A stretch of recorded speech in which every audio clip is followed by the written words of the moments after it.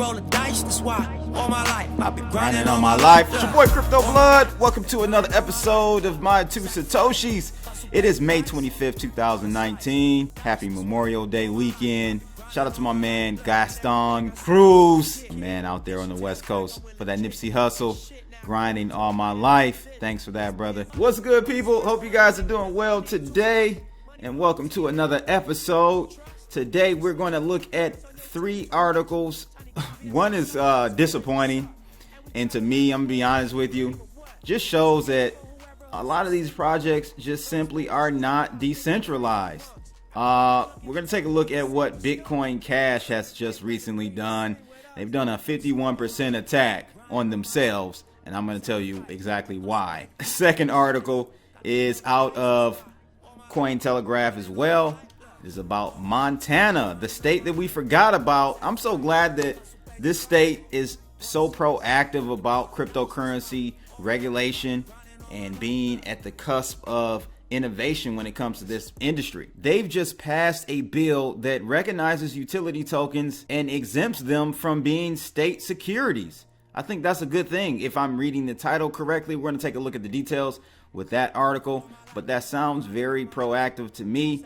We'll see what the meat and potatoes say in a second. Third article, my favorite coin, one of them at least, Brave Browser. They're doing blockchain browser tests now for crypto tips for Twitter users. So I'm assuming you'll be able to directly tip individuals on Twitter right from your Brave browser. We'll take a look at that in a second as well. But first, let's check out that heat map. It's kind of down today, but not by much. Bitcoin is only down 0.18%. ETH is not even down 0.1%, about 0.5%. Bitcoin Cash down 1.4%, while we have Bitcoin SV down 8%. And I pretty much told you guys I would be shorting BSV on that pop. I'm guaranteeing you it's going to head lower. Litecoin up 2.2%, probably still rallying a little bit more because of the halvening coming up in about 70 days, I think. I would short that right after the halvening as well. Binance coin is something I would not ever short.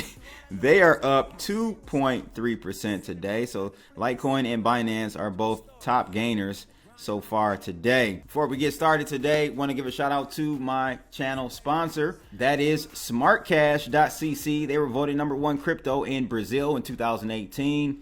Very fast and efficient cryptocurrency for payments. Check them out. They're faster than Visa and MasterCard. And they have a nice decentralized governance model where each token equals 1 vote. Check them out, smartcash.cc. And if you guys are interested, there's 1 slot left for this advertisement space you see on the channel. Contact me at ads@cryptoblood.io. First article out of Cointelegraph, and it is about the Bitcoin Cash 51% attack they did on their own network. Self-inflicted 51% attack.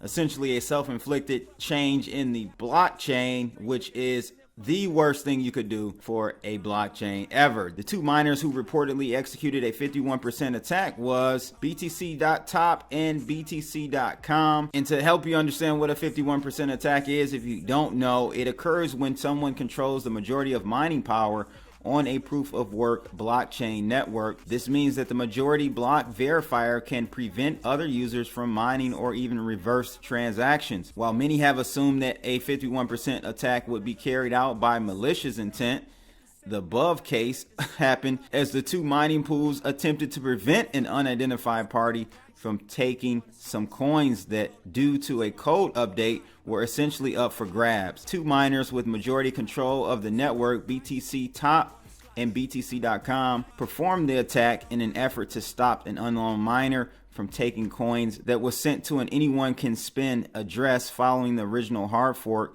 in May of 2017. Swan's tweet says, when the unknown miner tried to take the coins themselves, BTC Top and BTC.com saw and immediately decided to reorg and remove these transactions in favor of their own TXs. So just 2 miners in secret and with no trouble took it upon themselves to remove 2 blocks with another's TXs and replace them with theirs. 51% attacks have generally been considered an undesirable and unprofitable option to take funds, as it would require a massive amount of computing power, and once a network is considered compromised, users would ostensibly flee.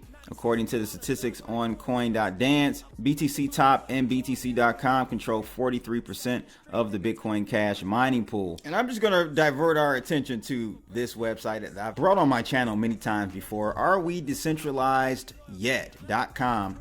Check it out if you haven't. It really shows you what's really going on with these so-called decentralized networks. So if you take a look, Bitcoin here, ranked number 1, right? What type of consensus? Number of entities in control of over 50% of the voting and mining power, 4. So there are 4 entities on the Bitcoin network that control more than 50% of the voting. So if they colluded together, just those 4 individuals would be able to do things like this: reverse transaction, steal money if they wanted to, but most likely that would be a reverse of transactions. Now, they have over 10,000 public nodes for Bitcoin, but it just lets you know how centralized these blockchains really are. We take a look at the one I hate the most, Ripple. Number of entities that control over 50% of the voting mining power. We got 1, people. This is not a cryptocurrency that we should be using. Neither is it one that any bank should be using, to be honest with you. But hey, that's what it is. Number of public nodes, 1,045. And the percent of money supply held by the top 100 accounts, 78%. Highly centralized, people. Highly. Should not be using that coin, I'm telling you. So Bitcoin Cash, though, let's take a look at what just happened here. We had a reversal by 2 miners. They have 2 client code bases that account for more than 90% of the nodes. It's a proof of work consensus algorithm. And number of entities in control of more than 50% of voting / mining power, 4. The same number as Bitcoin. Now they have a substantially lower amount of public nodes, which is to be understandable. Bitcoin is the oldest, the Grand Kuba, right? And they definitely have a little bit more percentage of the money supply held by the top 100 accounts at 25 versus 16, but not far off as far as statistics with Bitcoin. And that should let you guys know these coins are not as decentralized as you may think. And so we have to do a better job at trying to educate people on that and let them know that we either need to further decentralize these coins, especially more so Bitcoin is the one I'm concerned about, by having nodes be run on many more accessible devices, like what Samsung or HTC is doing, I should say, with their new Bitcoin phone or blockchain phone that runs a full node of Bitcoin. We can get more of those in the people's hands, then this here number of entities in control of more than 50% of voting and mining would go down, or go up, I should say. We want this number to be as high as possible. So if you take a look at all of these, it just kind of lets you know, guys, where we are with things. And we got a little ways to go. We really do, before we so-called a fully decentralized currency. We're not just there yet. Not there yet. Ethereum is even worse than Bitcoin and Bitcoin Cash. Only 3 entities control more than 50%, but they're switching to a proof of stake consensus algorithm, which may not even be any better, because with proof of stake, all you have to do is have the coins and you control the voting.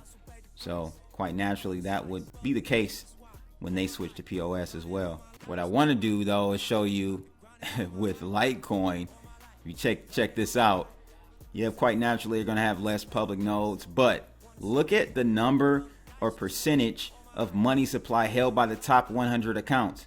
Almost half the money is held by the top 100 accounts. Not good. Not good, people. Not good at all. So again, it's a lot that's wrong right now, and I always try to bring your attention to this site. Very neat site. arewedecentralized.com. Check it out when you have a chance. What do you guys think about this, though? Is this a problem? Or do you think it was cool for them to save the network because of this bug? So to do a 51% attack and reverse the transactions. I don't know. You live by the decentralization, you should die by the decentralization, right? There shouldn't be any safeguard, but it is in this case. So I'm totally blown back by this. This is hilarious, but it doesn't surprise me because I know that these coins are still very centralized, but they try to sell it to the uninformed as though they are all this decentralized. And maybe they'll become more decentralized as the adoption occurs. Hopefully that's the case. I would love to look at historical data on this decentralized, are we decentralized yet.com site to see, are we heading toward more decentralization or are we heading away from it? I would love to know. You guys let me know your thoughts about this whole situation with BCash. Not a good look, in my opinion. Not a good look. Second article for today out of Cointelegraph. Montana, the state we forgot about, is doing the most for Bitcoin, it looks like. Montana passed this bill to recognize utility tokens and exempt them from state securities. I think from this headline, that's a good thing. Let's see what the article says. The United States state of Montana has recognized utility tokens and exempt them from state securities by passing a new bill this month.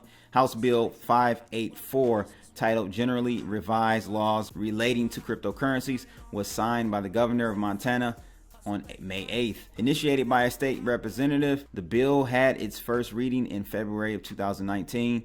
The bill has now passed with a 33-15 vote and will come into force on July 1st. The new law defines a utility token as a digital unit that is created, recorded on the blockchain, capable of being exchanged without a third party, and issued to enable owners to access a good or service delivered by the issuer without vesting the holder with any ownership interest or equity interest in the issuer. According to the bill, a utility token transaction has to meet a number of requirements, with the purpose of a token being primarily consumptive, while using such tokens for speculative or investment purposes is prohibited. In this regard, the legislators explained that utility tokens should be used to provide or receive goods, services, or content. While utility tokens are exempt from state security law, the issuer of such tokens still have to interact with the Securities Commissioner and must file a notice of intent to sell such tokens. By passing this utility token law, the state of Montana has joined other crypto-friendly states, including Wyoming and Colorado. In January of 19, the state of Wyoming passed a bill recognizing cryptocurrencies as money. Subsequently, the state of Colorado passed cryptocurrency exemptions to its Digital Token Act, enabling licensing requirements for entities operating with digital tokens. So I'm going to probably see more and more startups form in Montana. Wyoming, I actually reported on this Wyoming bill that passed earlier this year. I did a video on that because I think that's, we need to know about these types of things. So we do have a couple of states that that's being proactive and being at the forefront of this whole crypto movement, which is good. We need to see more states do it, and then that should translate to the federal level at some point. But I think that's a good thing. You guys let me know what your thoughts on that. Is that going to make a difference? I'm interested to see how this is going to work with, let's say I form in Montana. Is the SEC still going to come after me or try to stop some of my operations? I'm not too sure, but this is a good thing for us to see, and I wanted to highlight that for you guys today. And the last article for today, guys, is about the blockchain browser Brave testing crypto tips for Twitter users. This is good. This is very good. Blockchain browser Brave is testing a new tipping function for social media platform Twitter on its nightly version.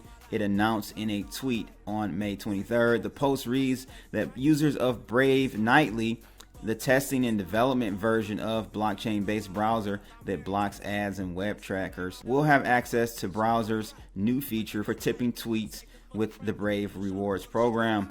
The feature is designed to award content creators with Brave native digital tokens, basic attention tokens. The related announcement on the project's website provides a detailed explanation of the tipping feature and says when you visit Twitter in the Brave browser for desktop, you will see a special tip button on each tweet. Tap on a tip button to send a tip directly to that author of the tweet. Tips are sent instantly and appear in their Brave Rewards account within minutes. Brave Rewards also allows users to tip creators on video sharing websites like YouTube while watching their videos. And shout out to all those people who tip me on YouTube. I get those, I recognize those, and I appreciate those. Keep those tips coming for me. I don't have a Patreon account. I'm not asking for money, but if you like my content, definitely tip me that way, or buy some merch if you want.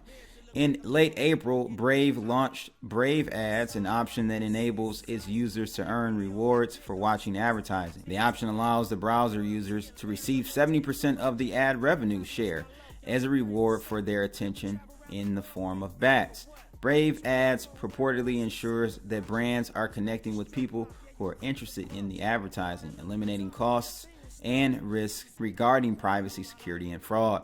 As reported last December, Brave became the default browser on a phone from a major smartphone manufacturer, HTC, and will reportedly be pre-installed in the HTC Exodus 1, the first native blockchain phone with support for multiple blockchains, including Bitcoin and Ethereum networks. There you have it, people. HTC is they're actually very blockchain proactive, and I love to see that. So, and I just brought up the Exodus HTC. So if we can get more people to use these types of platforms, these types of phones, I should say, again, I think it'll be a good thing for helping get that decentralization up with all these coins that we love. Because the reason why you want more decentralization is because if in the current state, let's say with Bitcoin, you can have a country's military come down and force 2 or 3 of those major miners, Bitmain and I don't know, I forgot who the other one is, but there's a point of failure there. You can have them come in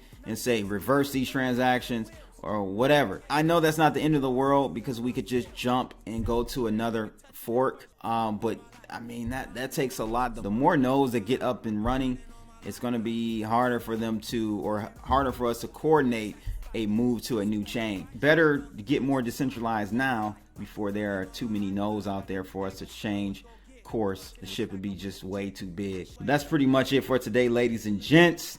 Make sure you guys like, share, and subscribe to support this channel. Shout out to my man Gaston Cruz for the song request, Nipsey Hussle, Grinding All My Life. And that's my 2 Satoshis for today, guys. May 25th, 2019. I'm out of here, people. Holla!